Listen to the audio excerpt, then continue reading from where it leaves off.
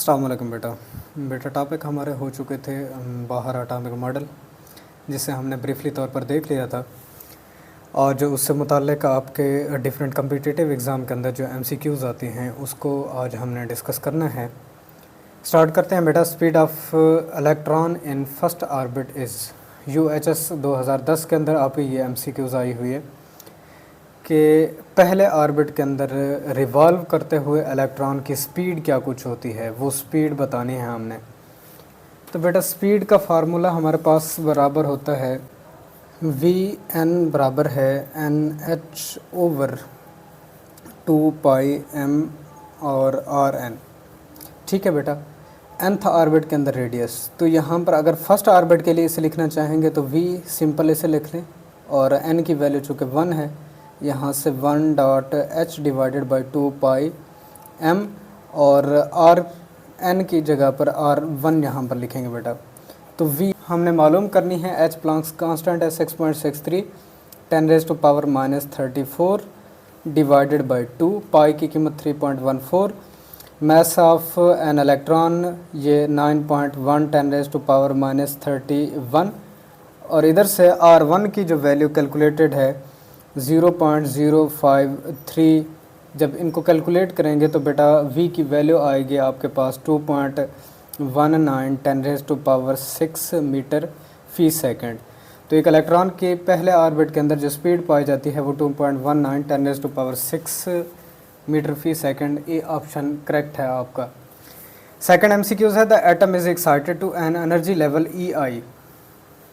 एक एटम को एक एनर्जी लेवल EI तक एक्साइट कराया जाता है। Its ground state energy level E0, then the wavelength of radiation emitted is.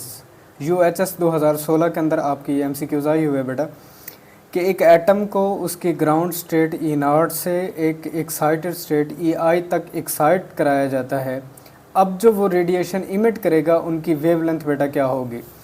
तो फार्मलिज्म हम जानते हैं, जो भी रेडिएशन इमिट होगी उसकी एनर्जी हमेशा बराबर होगी दो शेल्स के दरमियान में एनर्जी डिफरेंस के।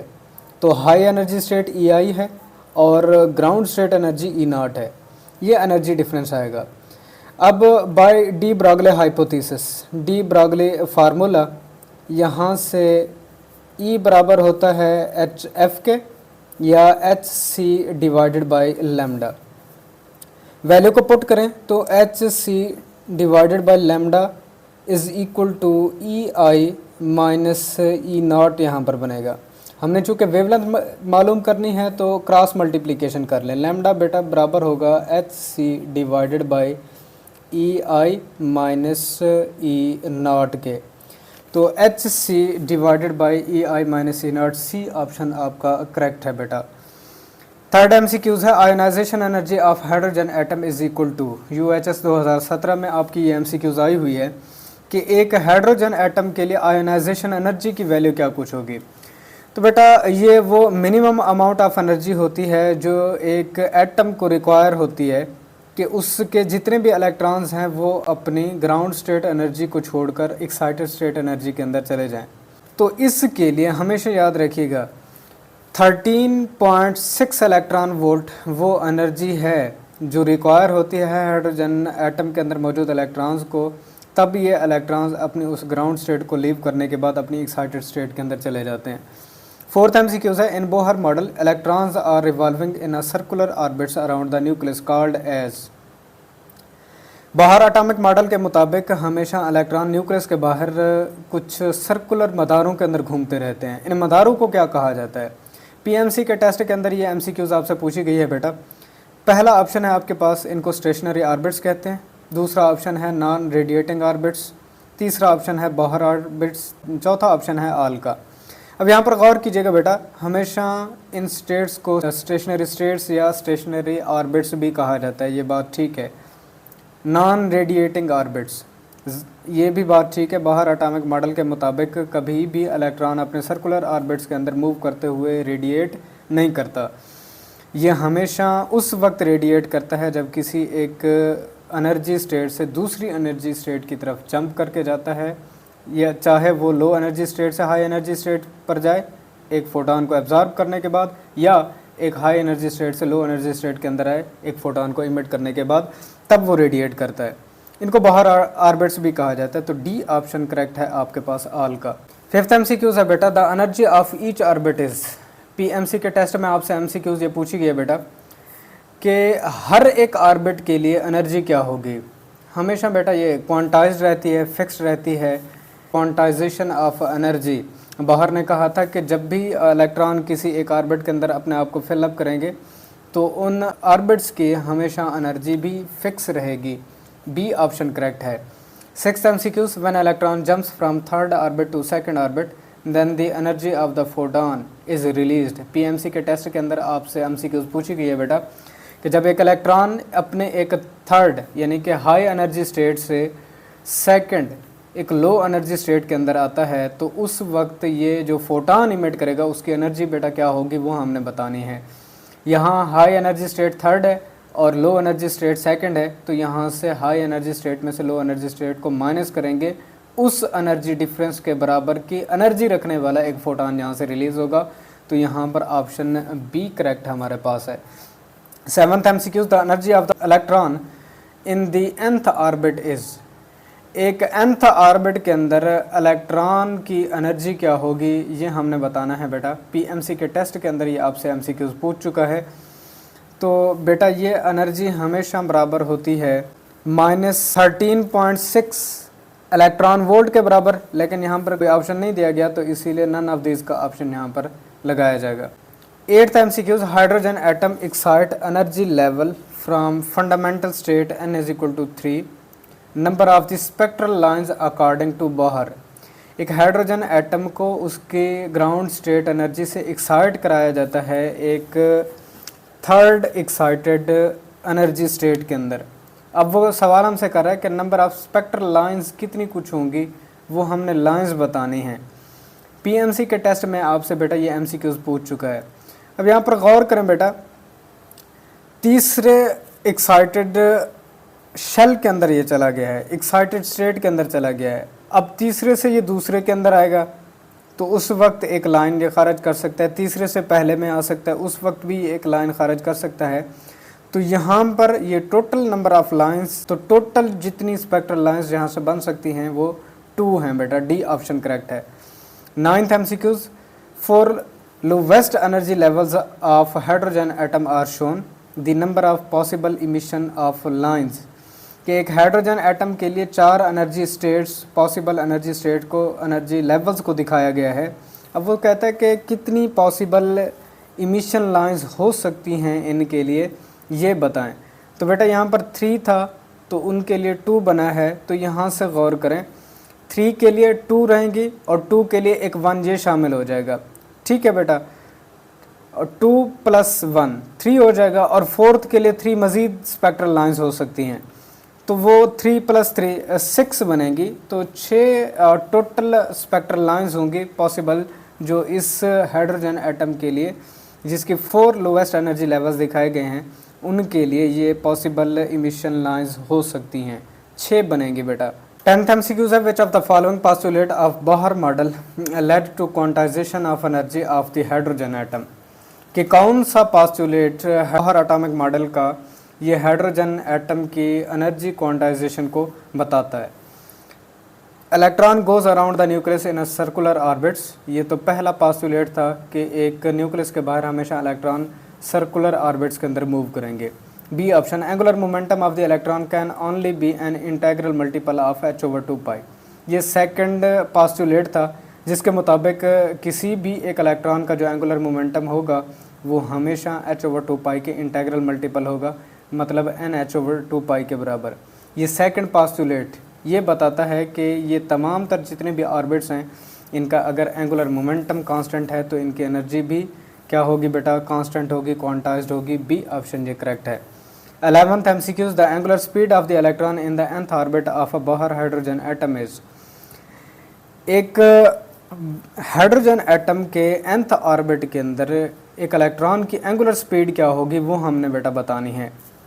तो इसके लिए बेटा थोड़ी सी कैलकुलेशंस हमें करनी पड़ेंगी। सर्कुलर मोशन के अंदर v बराबर है r ओमेगा, ओमेगा को कैलकुलेट करना चाहेंगे तो v/r आपके पास बनेगा। ठीक है बेटा, यहाँ से एक और बात भी कि speed of an orbiting electron ये हमेशा इन्वर्स रिलेशन रखती है प्रिंसिपल क्वांटम नंबर के n के। मतलब जितना जितना n की वैल्यू बढ़ती जाएगी स्पीड उतनी कम होती चली जाती है। ये हमारे पास एक्सपेरिमेंटल एविडेंस है। इसके बाद जब r को देखा जाता है तो ये n के स्क्वायर के डायरेक्टली प्रोपोर्शनल है।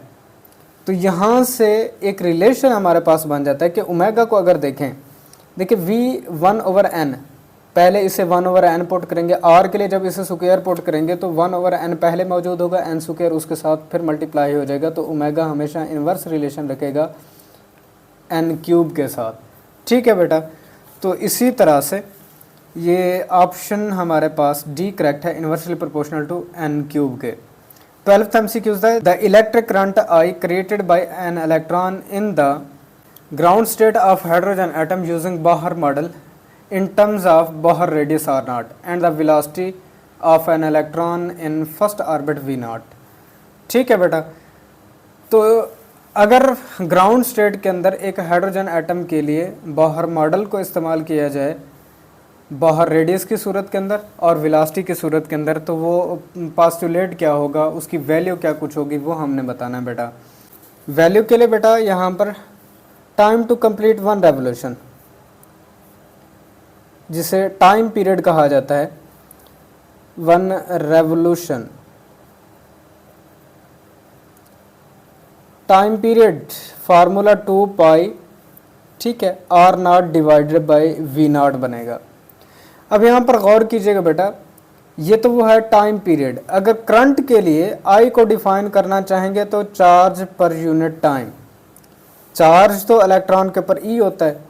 टाइम के लिए यहाँ पर देखें 2 पाई r0 डिवाइडेड बाई v0, डवीएन की डवीएन ऊपर जाकर मल्टीप्लाई हो जाएगी, तो I होगा E v0 divided by 2 pi r0 के।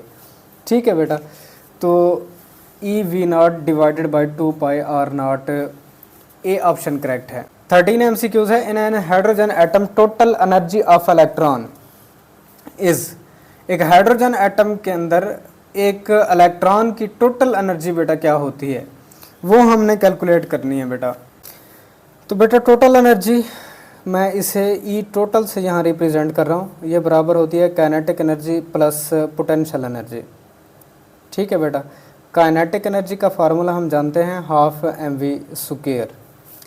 अब इलेक्ट्रॉन चूँकि सर्कुलर ऑर्बिट के अंदर मूव कर रहा होता है इस तरह की कॉन्फ़िगरेशन के अंदर, तो यहाँ पर इसकी v के लिए बेटा हमने दो रिलेशन कैलकुलेट करने।